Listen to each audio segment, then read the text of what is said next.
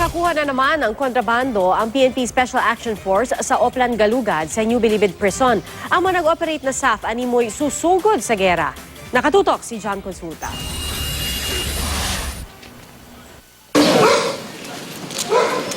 Sa bungod pa lang ng New Bilibid Prison, mga naka-full battle gear na Special Action Force o SAF ang nagmamando ng main gate ng Pitan.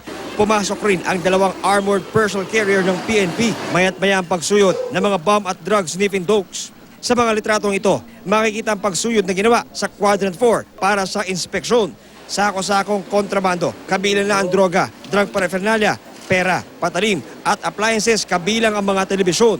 Sa area nakakulong ang ilang member ng Sputnik, Komando, Genuine Ilocano o GI at Cuerno o mga walang tatak. Yung mga ibang confiscated items na nakuha namin is, nakuha namin sila na talagang patago. Pero sa loob po siya ng room and outside ng quadrant. Ginagawa po ng Special Action Force ang lahat ng mga makakaya namin para magampanan namin yung tungkulin namin dito.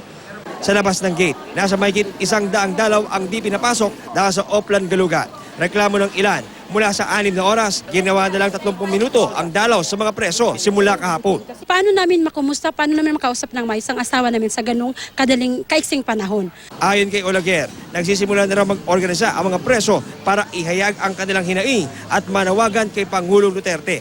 Sagot ng NBP, bahagi ito ng pansamantalang adjustment habang nililinis ang Bilibid.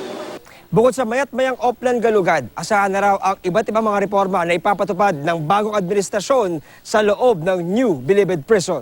John Consulta, Nakatutok, 24 Oras.